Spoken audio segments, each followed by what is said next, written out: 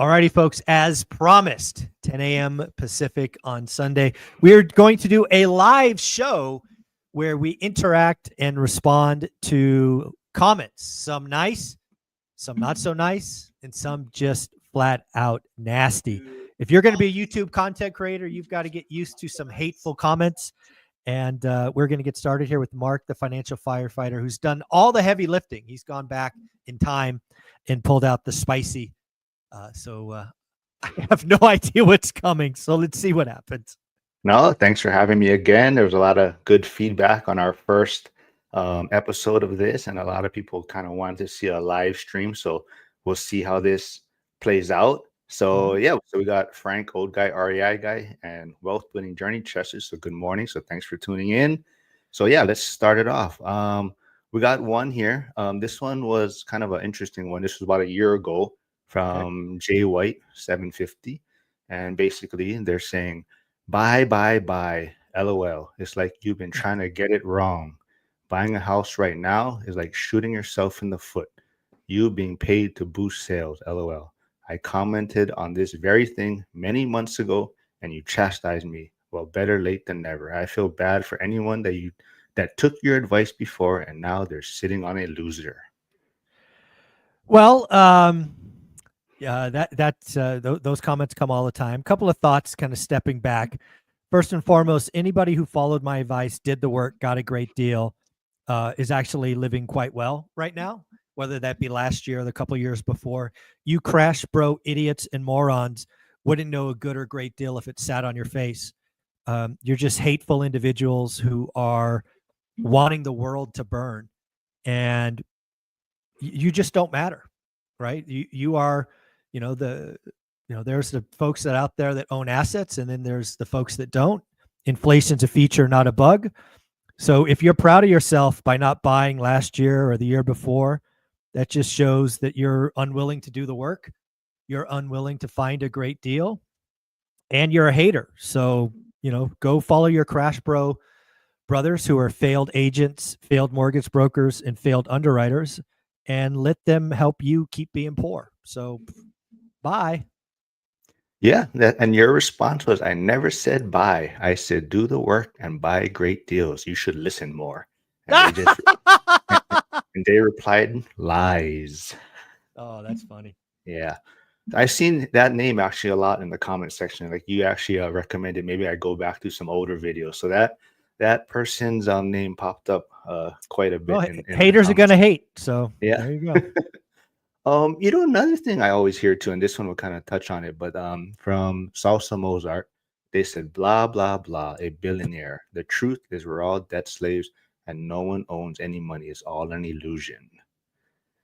And then, but at the end of this one was the one that kind of, I hear quite a bit when I talk about your community and, this whole financial freedom mindset. It says, how do I join your cult? Wow, I've been called lots of things, but never been called a cult leader. That's a new one.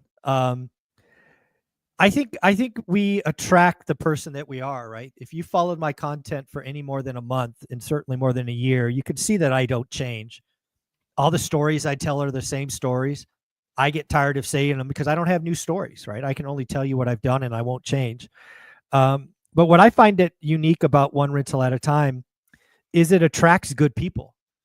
Right? Like yourself, you went out and spent hours collecting these comments, not because I'm paying you. I'm not paying you, but just because you wanted to contribute to the betterment of the community. My goal since day one and video one was to create something that outlives me by 50 years. Should I go first? My hope is you would continue doing these things. And I think we have dozens, if not hundreds of ORAT folks that will continue pushing the ORAT message, whether I'm here or not. And that's awesome. I hope to live long enough where it's 1,000 people pushing the message. That's what I'm trying for. It's not some monetary goal or some other thing. And, I'm just trying to help people be better. So if you call that a cult, okay, I guess. Yeah, the one person I'm worried about is Millennial Mike, though. He's already giving me heat for copying or taking over this episode for him. But I do know I have some big shoes to fill. So hopefully I'm doing justice to what he started. You're And absolutely doing it well. Millennial Mike, it's on you, man. You're the one that took that night shift, and I'm a morning person, so we just don't yeah, click. We just don't have the time anymore. So I got to thank Mark for stepping in to do this important show, because I think a lot of people want it. A lot of people like this stuff. You know, I see all the hate, but most people don't. So if it helps you understand what happens in this real world and these keyboard warriors and these broke mother blanks, so be it. That's okay. yeah, I love doing this. I think going back even through to reading all the older comments is interesting to see how consistent you are with your message and what you're trying to do. So that was super eye opening for me. Another good one. I think this is not as maybe clickbait or whatnot, but it says you basically say that you couldn't be where you are or where you're at if you didn't have an alligator. This Mm. allowed you to buy two more houses. It isn't always bad. Um, well, again, technically correct. And again, if you don't know what an alligator is, alligator for me is a property that produces negative cash flow that I have to feed. What this individual is pointing out, and I write about in my book, is I took out too much cash on Norris Drive and went out and bought Ferris and Terrace. Now, collectively, those three produced positive cash flow.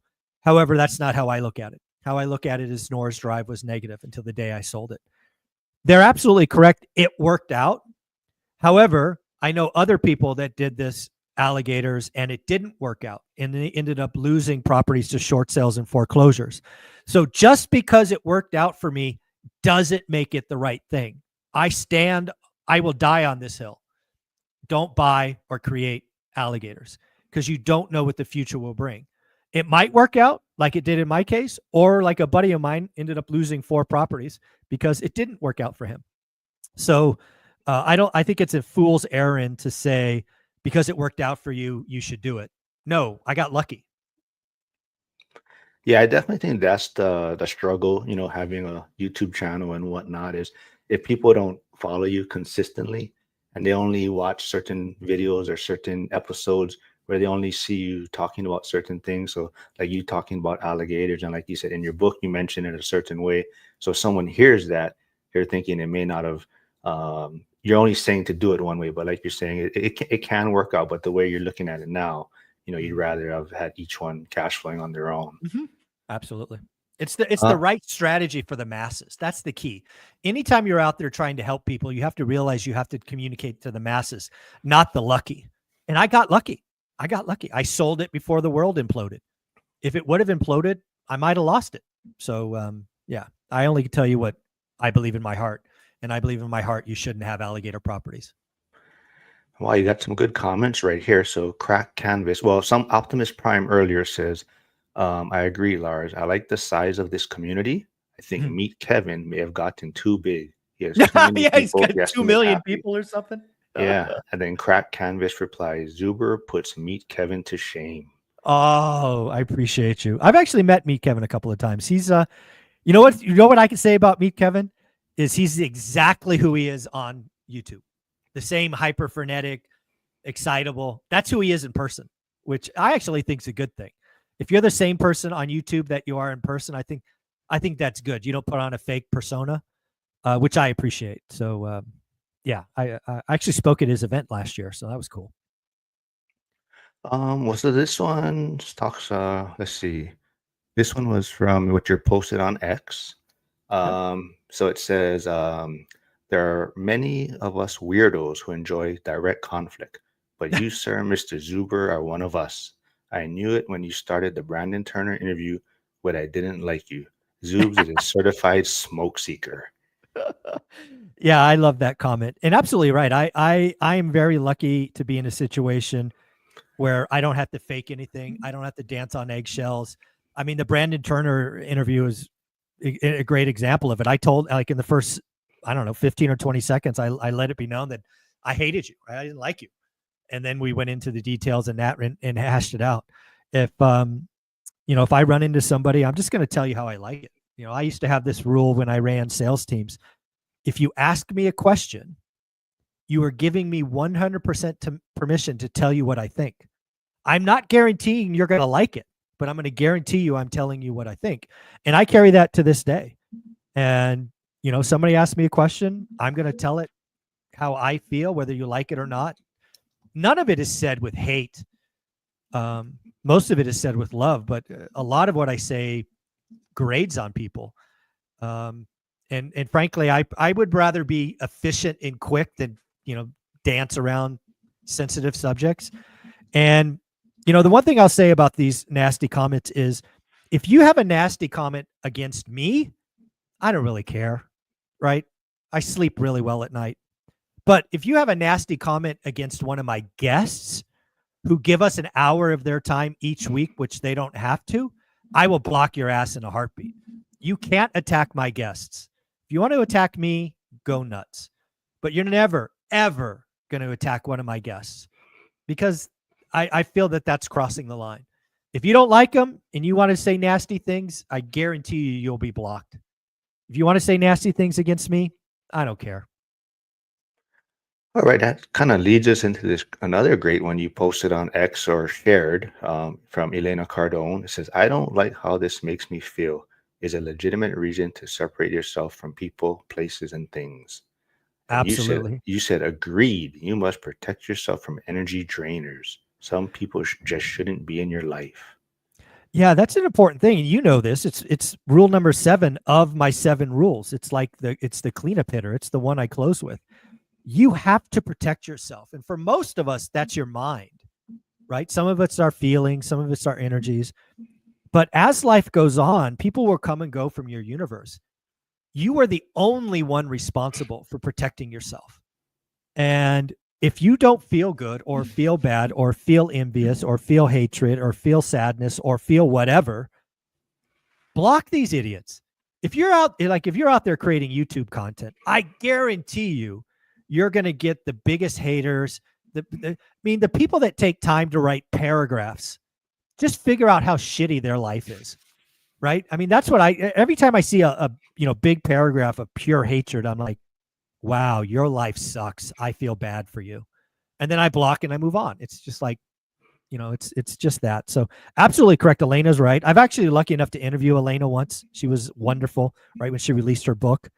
I think Elena Cardone is a secret weapon of Grant's. And if you guys don't know this, she was the reason that made Grant think bigger, right? A lot of people think Grant came into this thinking to be a billionaire. It was Elena. So I think anytime you have a powerful couple that are both going the same direction, it's like a secret weapon. So it appears that the Cardones are walking arm in arm to a better future, and good for them. All right, well, we'll stay with the Cardone topic maybe. So Grant Cardone also had something on X that you shared. Oh no. It says if no, this is you wanted people's thoughts on this one. So this one Okay. is, if your sleep is being interrupted by money Oh concerns, yeah. quit investing for retirement and start investing for passive income. So what's your thoughts on that? So again, as somebody who spent most of their life in an environment where money was not plentiful, right? I grew up in a household where if money was around, dad was happy. And if money wasn't around, dad was a dick. And there was a lot of time there was no money. So do with that what you will. And so I carry that baggage. I'm now 53 years, old. I haven't been in the house since I was 18. I left right after I turned 18. And I still carry this baggage. But the story goes, if you're not sleeping well at night because money stress, that's a signal. I really do believe that trouble sleeping is a signal that something in life is not balanced. And you need to figure that out. Maybe it's health, maybe it's relationships, maybe it's money. But man, I sleep like a baby. I sleep really well. But yeah, there was a time in my life where I was just stressed. And if you can't get a good night's sleep, you got to figure that out because your body needs rest. Your body needs to recuperate. And for a lot of us in this environment, if the stats are even half true, we don't have money for emergency funds. We don't have this. We don't have that. You all got to get serious. You got to whack expenses. You got to grow income, do both. Getting wealthy is a remarkably simple formula, and it all starts with more disposable income. And if you don't have any, time to look in the mirror and go get some. create some. So yeah, I agree with Grant. If you're not sleeping well, there's a problem. Yeah, it's funny you talk about increasing your income and whatnot. Last night I played the cash flow kids version with my son for the first Oh, time, nice. so that was fun. So he's like, after we finished, or after he won, also he's like, oh, now I know Oh, a little bit more about money. But nice. yeah, it was a fun time. Let's see what we got. I got some other. Let's see. Let's go with this one next. Then this one was one that talking about, like you're saying, that, depending on what people are listening to or what side of the fence they're on, there's Mm, always kind of two different opinions, and it's so interesting. So, your video with Anna Kelly, mm. economic catastrophe starts here. One person wrote, "Absolute clown episode titles continue. 2 months ago, you're selling rainbows and lollipops." And another person commented, "I love this series, guys. Keep it up." Yeah. One of the things that hopefully has become very clear if you watch my content for more than 7 seconds is I'm concerned about what's going on in the economy and consumers. In the last, I don't know what you want to say, 6 years, 8 years, 10 years, politics has become a branch that everybody wants to be on or is on. And more importantly, people want to say what you are. Like you're MAGA, you're TDS, you're like you're red or blue, which I think is complete nonsense. And I won't let anybody say what I am because I'm none of that stuff. I'm just a guy that's looking at the economy, looking at consumers, trying to figure out how I can grow my family's wealth. And yes, who's in the chair, right? Who's the president matters, but it doesn't matter nearly as much as most people think. And I actually think it's funny. I've seen multiple videos. One comment says, "I'm a Trump lover." And the very next comment says, "I have TDS," which means I'm a Trump hater, which to me means I'm doing it right because I'm pissing both of you off. If you're on the far left or the far right, I hope I piss you off because you're an idiot. You are so blind to the world that you can't look past your bias and you are going to lose. If you are on the far right or on the far left, you're going to lose because either you will be too afraid or you will be too bullish. And neither of those strategies will work in the long term. So I find it to be a badge of honor anytime one of my videos says, "Zuber, you have TDS," or "Zuber, you're an idiot MAGA." If that happens on the same video, I'm doing something right. And it happens all the time. Yeah, I think even so, like even just talking to like a lot of different guests you have on, like about a year ago, I think you had Daniel DiMartino Booth on, Mm-hmm. Mm-hmm. and one of the comments was, I think the disconnect between the economists such as Danielle and the bullish RE is this: one is talking to consumers, W2, and the others are investors. One needs to save and budget because a home is a liability. The Mm-hmm. other buys a home as an income producing asset with more than one strategy in mind and at a lower price, hopefully. Many wannabe investors will lose their portfolio when the next correction occurs. I can't tell you how many times people have said that I'm going to lose my portfolio in the coming correction. Most of these people have what's called a recency bias, and they figure that every recession is like the great financial recession. You guys should know by now that I produced a spreadsheet that goes all the way back to 1970. It's now called the 55-year spreadsheet. It has economic numbers for 55 years across 25 or so different variables. And that spreadsheet does lots of things. First off, it led me to believe and call correctly the broken housing market. It led me to believe and call the correction, the crash in transaction and the rise in prices. It's done a lot of good things for me. The thing that's in there that you won't see at first blush is since 1970, we've had somewhere between 7 and 8 recessions. And only one of those recessions was housing material impacted. In every other recession, housing went up. Sometimes it went up a lot. And all of these folks that are saying, I'm going to lose my portfolio, A, have no clue how my portfolio is configured. And they just want to spread hatred. But B, they're not even smart enough to look at history. If you look at every recession, X the great financial crisis, housing did fine. And, the chances that we have another great financial crisis with the things that we have in front of us are damn near zero. Loan originations, 96% fixed. We have 40% of housing paid off. We have something like 80% of loans below 4%. Yes, will we have some foreclosures and short sales? Of course we will. Is it going to be, 2 million? Of course not. So again, a lot of these people have just been listening to broke idiot and morons that I call crash bros, and they're addicted. They didn't buy in 21. They didn't buy in 22. Now they're still broke and renting. I can't help them.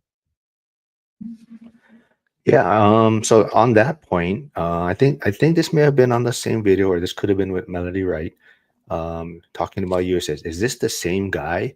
I wished you pushed back on her.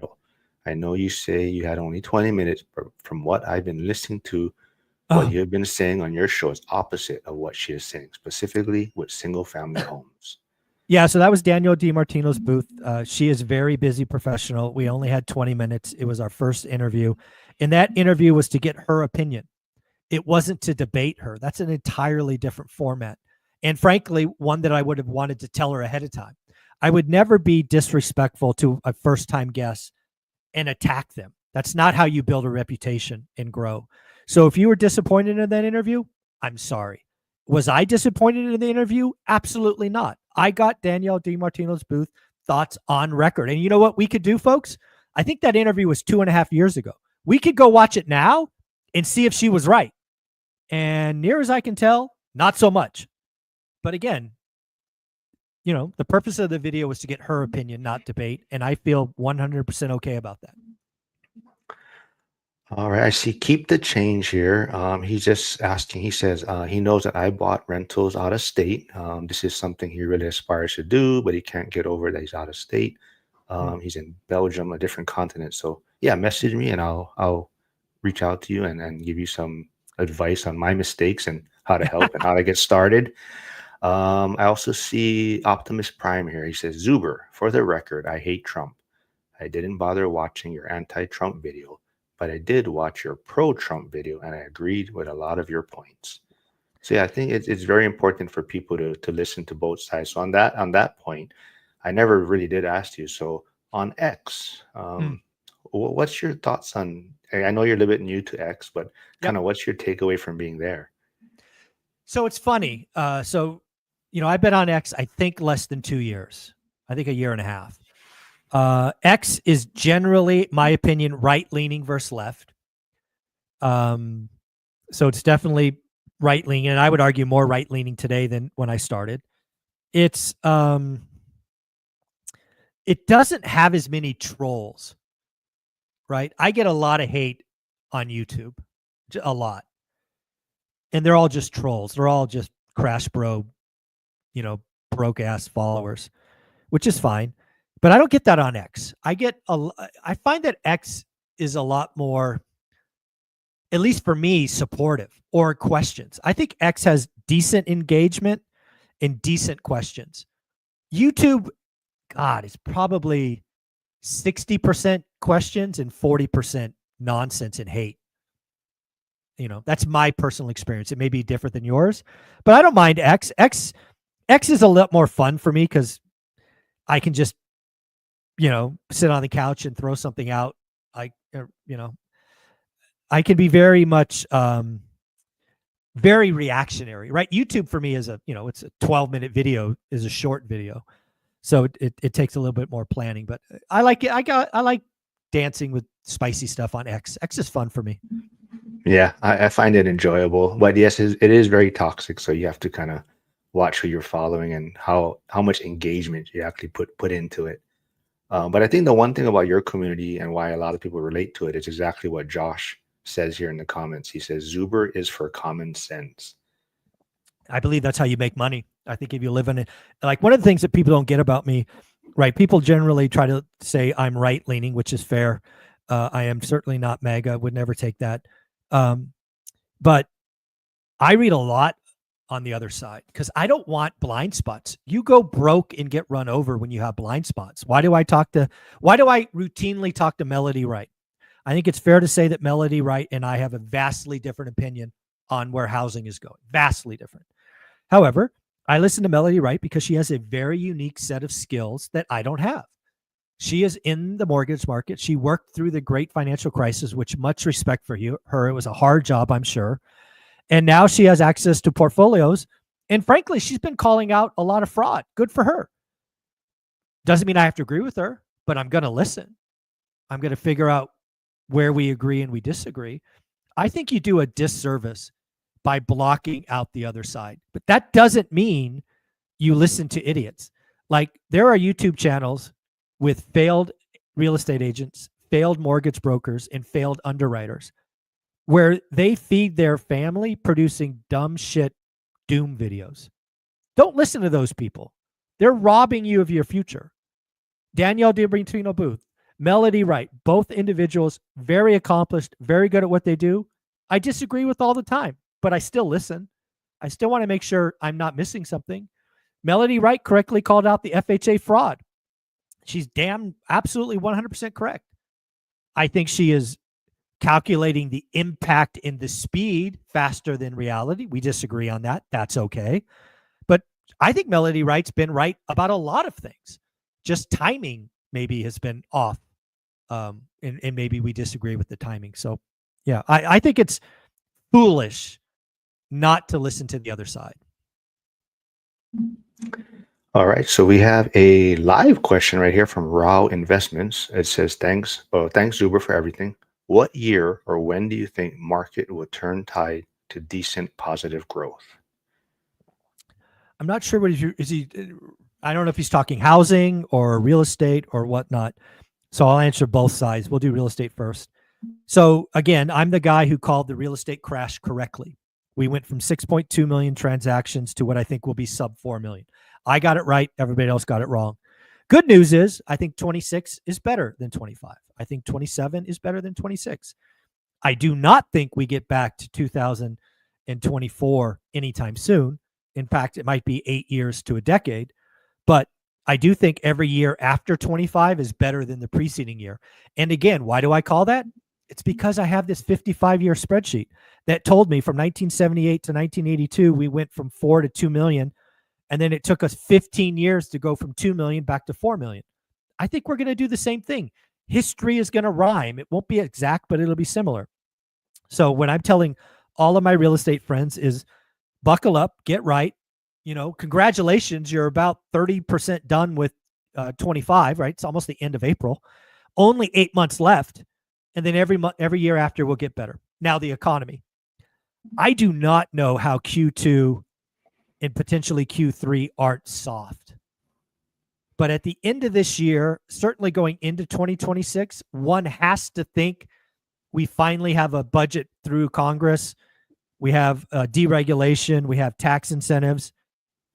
I do not know how 2026 is not better than 2025 if you're measuring GDP. I really think 2025 is going to hurt and probably hurt a lot of people. But I think the GDP is better, meaningfully better in 26. So I answered both sides. Okay, so not sure where to go with this next one. And you're talking about the GDP and whatnot. Maybe this can. So this is on X from Ruth Capital. It says the Chinese can remain broke longer than Americans can. Only few understand this. So I say this as someone who is married to a woman from Taiwan.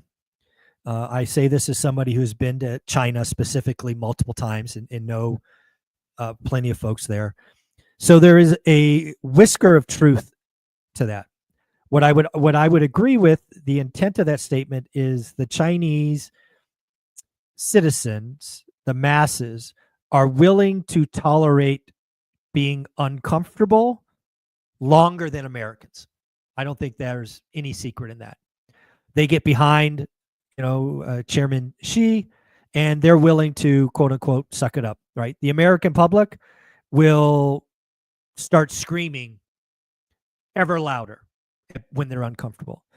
So, if that's really what he was referring to, I think that's true. However, when you step back and look at the macro economy, Chairman Xi is in a difficult spot. He already has a real estate catastrophe on his hands. He already has an economy that is built on exports, not consumption. And he just, an embargo has been set up with his number one customer, the United States. So there's a difference between being uncomfortable and darn right pissed off. And I would argue that the Chinese population en masse is not very far from being pissed off. They've already had a real estate collapse. People are already losing money. If we start seeing more and more factories shut down and workers out of work, he'll have a real problem on his hands. So I guess I agree and disagree with the intent of that comment. All right, I see Dion has tuned in, so thanks for tuning in. He was talking with Hyder about they should start a political channel, and somebody said they should call it the uneducated politicians or something like that. Yeah, go for it. Yeah, that would be fun. But Silver Eagle also has a question. It says, Zuber, do you believe that most of your recurring guests are far right leaning? I'm specifically talking about Dion and Lumberjack. They are real estate smart. Their politics are not as informed, in my opinion. Well, I think everybody that comes on the channel is here because of their real estate knowledge. I think everybody comes to this, myself included, with where they're strong and where they're not. That doesn't mean their opinions in other areas are right or wrong. But it is their opinion. It is who they are. So if you don't like their political opinions, no harm, no foul. That doesn't bother me. They're here because of their real estate journey, their real estate experience. Yeah, I would. I don't know. Let me think about this. Well, Dion actually says he'll debate him. He said, Silver, I'll debate you any day. Well, I don't. I'm not going to watch that again. Yeah, that's not entertaining to me. But I would say 70% just rough and tough, probably right leaning, if I had to guess. But again, you believe this if you not or not, I don't care. Everybody got invited because they had a unique story. I only discovered their political leanings, after we've had a dozen conversations. But yeah, so it is what it is. Okay. So this one was from 4 months ago from Uneducated Geologist. It says, can I tell you unequivocally, 90% of landlords who came in the game 2019 to 2022 have zero maintenance plan budget. Going to be a good amount of rentals being for sale in the next few years with all kinds of maintenance issues. I have no idea where somebody would come up with those numbers. They sound ludicrous. Anybody who's in the real estate game and buying rentals in 2019 and 22 should have been doing reserves, nothing that I would not have talked about. And oh, by the way, if you bought in 2019 and 22, you're sitting on a 40% gain. So if you want to sell, you're printing money. I don't know where that they were. I don't know. Maybe they were talking about Airbnb people or something. I don't know where this was going.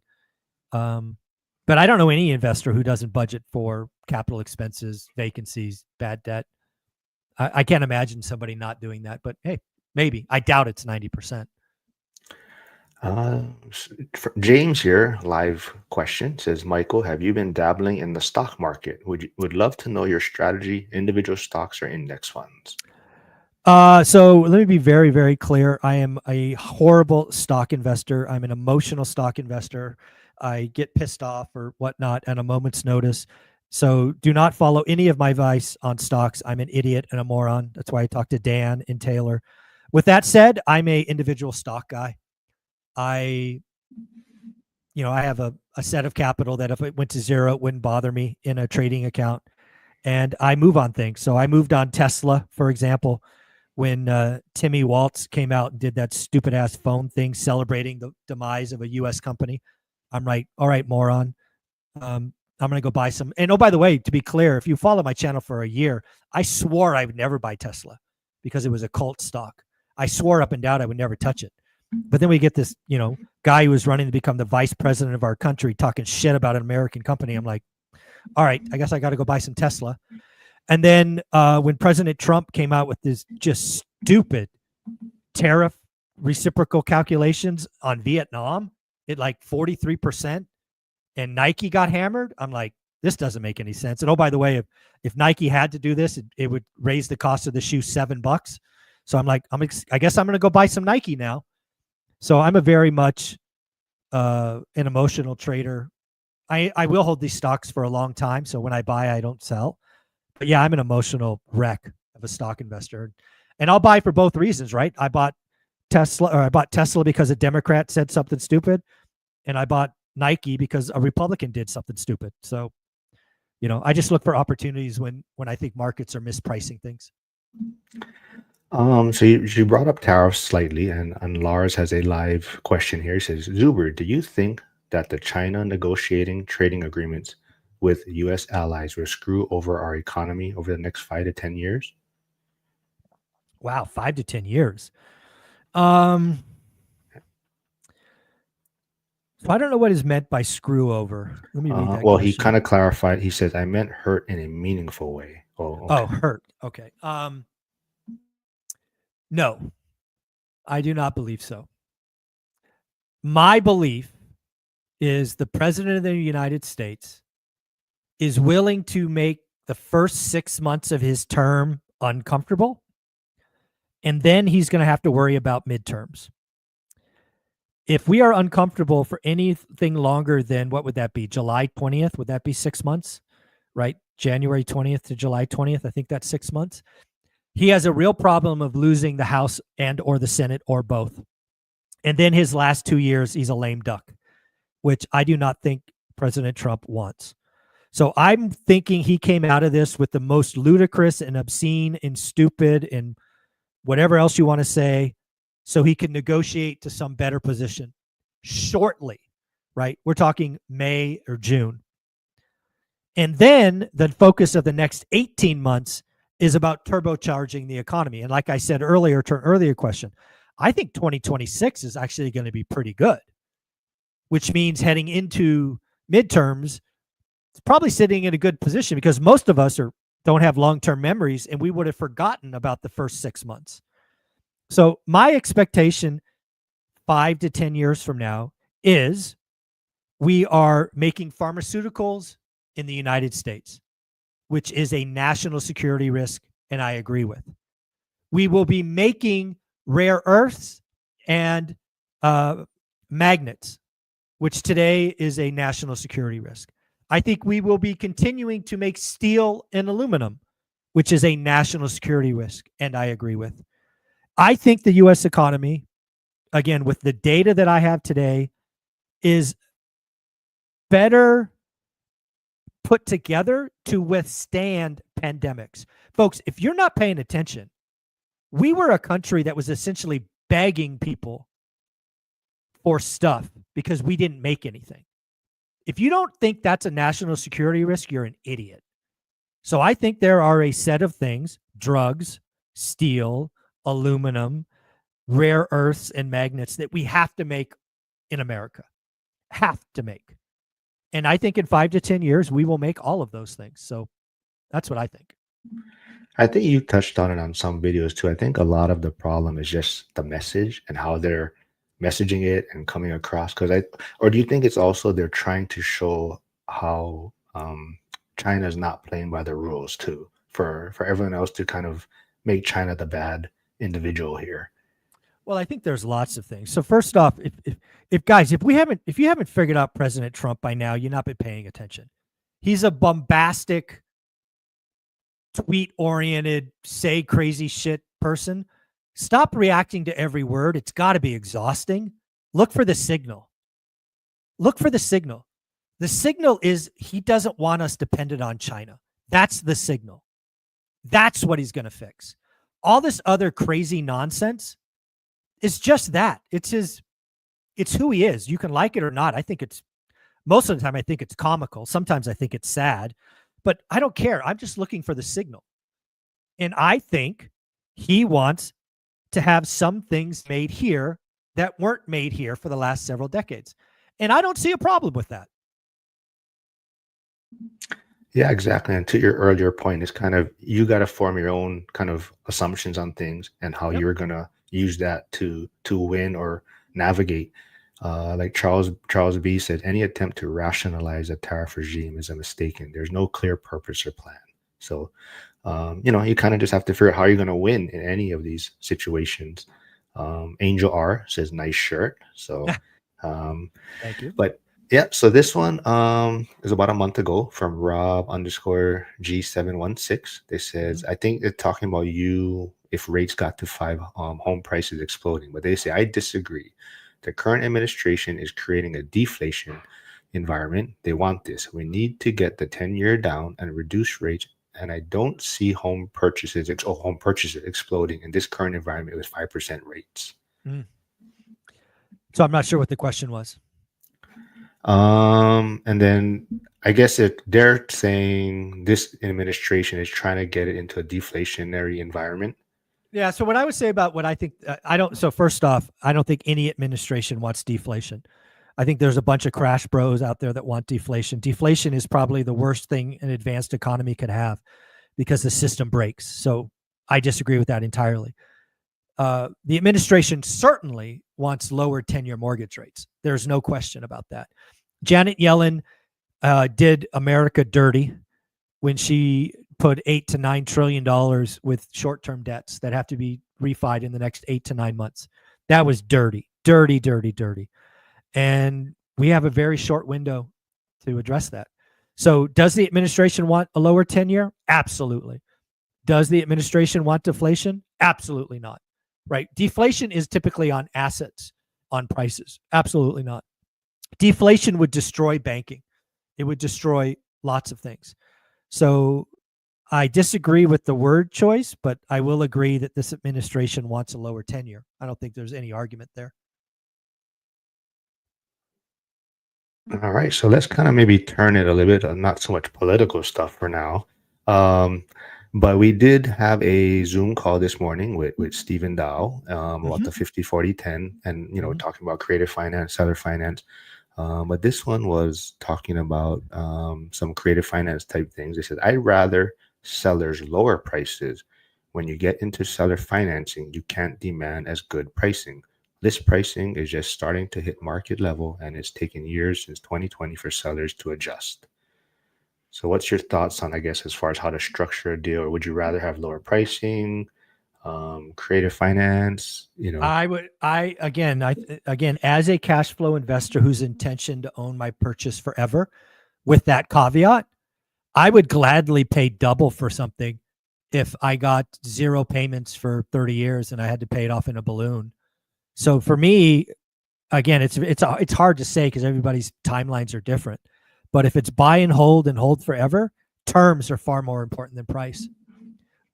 I I mean, think it's that not was even one of your not even stories close. too, right? You said you had a seller that Yeah, you made them think that they won in a sense.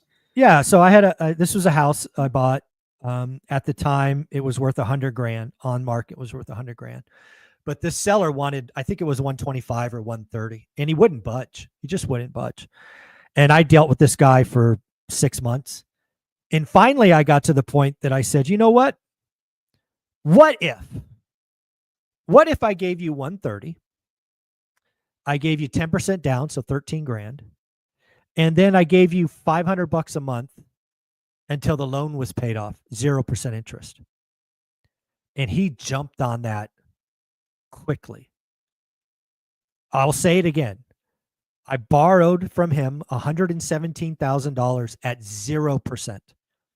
My payment each month was 100% principal, but I paid 30 grand more.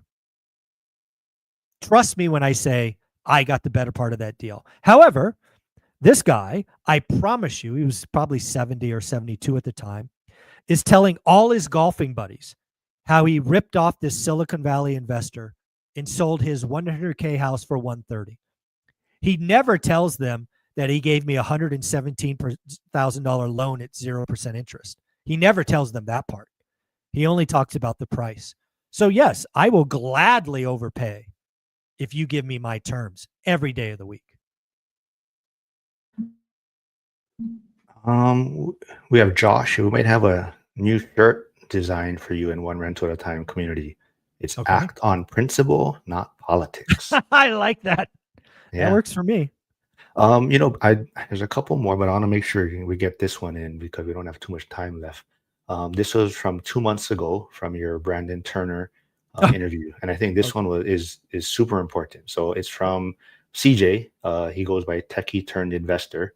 He Mhm. goes, important for people to really listen towards the middle of the interview. Brandon says Zuber probably makes more in cash flow than he does. Brandon has 13,000 plus units. Zuber has around 200. A lot of newer investors really probably don't understand how that is even possible. Yeah, I mean, we got into a little bit of that in the interview, and hopefully we get into that some more in subsequent interviews. But yeah, I mean, when you have 13,000 units and the majority of those are syndications and they're all sucking wind, yeah, there's a very good chance that yeah, I mean, he's absolutely right. I would probably bet money that my monthly cash flow today is several times bigger. And you know what's really funny is I bet you my net worth is higher than his too, because some of his stuff is zero or negative. Um, so yeah, guys, it's not unit count. It's never been about unit count. It's been about yeah, for me it's always been get to 4, get to 10. I think Brick by Brick did it great with 9. Dion did it great with 18. I think it's a mistake to go to, you know, I think it's a mistake to go where Lumberjack and I are. I don't think most people need to go there. We were just deal junkies and didn't know to stop. Um, but yeah, I want most people watching this just to get to 4. Guys, if you get to 4, life is different. Stop chasing 1,000. All right, so let's kind of reminisce though a little bit about your journey because you kind of mentioned, hey, maybe I can go back and look at your older videos and Yeah. see what comments were back there. But one thing I noticed is you actually replied like long paragraphs to a lot of people back then. So what happened to that? I see a lot that are like, yeah, like paragraphs that you're replying to people. Yeah. So if you go back in time to 2018 when this party started, um, you know, I would get 5 or 6 comments a day. So I was able to reply to all of them with like real long answers. Now I get between 3 and 500 a day, 300 and 500, and I just don't have time. So it is not uncommon to see a one word reply from me. I still am 100%. I still reply to every comment. I'm still very proud of that fact, even though sometimes I have to stay up late to do that. But um, yeah, I haven't been able to do long comments in years. It's a time thing because I think it's more important to reply to everybody than to take a couple and give deep answers. Yeah, I'm glad you recommended that. So anyone, starting a channel like Frank, Old Guy REI, I know Ray just started one. Hyder has one. Anyone go back and look. I didn't realize it went 7 years back. I was thinking only 5 years, but Yeah, a lot of your 2018. original videos, there's like 100 views, Yep. 200 I have views. plenty of views under 100. I have plenty of video. I mean, again, like if you're starting a channel, don't compare your year, your 7 months with my 7 years, right? I've been putting out daily content for 7 years. Go back and watch the old stuff. Go back and watch the first 100 videos. I used to number my videos. Number 1, number 2, number 3. And I didn't know Yeah, what I was doing. it's I still don't know. interesting to see the progression. Like you started off with one format, then it Yep. looks like you tried different type Yeah. or different. So it's interesting. And here's one 2 months ago from Janaldo 24 says, "You've really come into your own the past couple of years, Michael. Interviewing skills, allowing responses without interjecting, etc. You do such a great job, and it's been impressive to see the growth you've had since I started watching you in 2021." Yeah, I appreciate that. Again, I want to be very clear. The audience tells me where I'm weak. Like there's nothing like the feedback of comments. And to that comment, plenty of you have told me, Zuber, you're interrupting. Let the guest speak. Blah, blah, blah. I mean, again, you hear that stuff and it's an opportunity to improve. I still look to get 1% better every day. I try to fight the system as long as I can and then, look to improve. Um, I value all the viewers, the 250 or so of you that show up on my live stream, the thousands of, views. I love everybody. I really do think we are building something that's going to live for a long time. And to all nighter, dude, keep leaving comments, half a dozen comments on a video. Leave 10, leave 20. More comments, the more interactions, the more views. So don't stop is what I would tell you. Don't stop. Yeah, and I think maybe we'll wrap it up on this final live comment from Cracked Canvas, who kind of shows, I think, why people like this community and like what you're doing out here and what you've built. But it says, I may not have joined school had he not replied to my message or comment on YouTube. It's hard to reply to all comments for sure, but I really respect it. Yeah, you know, I think school is going to go down as the thing that I'm known for. Um, more than YouTube, more than a best-selling book on Amazon, more than live events. I think the school community, because I'm attracting people that continue to contribute, will be the thing I'm known for most in a year or two. I'm very convinced of that. But it's not right for everybody, you know, and that's totally okay. I'm going to keep showing up on YouTube. I'm going to keep showing up on Spotify. And if you can't afford it or you don't see value, don't want to do it, no problem. I think school's the right answer for most people, but it's not right for everybody, and I'm okay with that. So I will keep answering any and all questions, and I just love what we're doing as a collective community. Yeah, I love it. So yeah, I think that's the final one for this week, and it was fun doing it live. I'm glad people wanted to see it live and see how it played out. Yep, very cool, Mark. Well, again, thank you for doing this. It takes a lot of time to go through comments, get the spicy ones. I appreciate you doing this because I have to be honest, I would never do it. I get a comment, I respond, and I move on. So I No, never I'm see the glad to do trail. it. Yeah, All right. Where can people find you? financial firefighter, and thanks to everyone. I passed the 800 subscribers since the last one, so thank you, everyone. Nice. Let's get him to 1,000 subs. Thousands where the magic happens. What number are you at today? 811, I believe. 811, folks. Come on, help him out. Financial Firefighter on YouTube. Mark, take care. You too.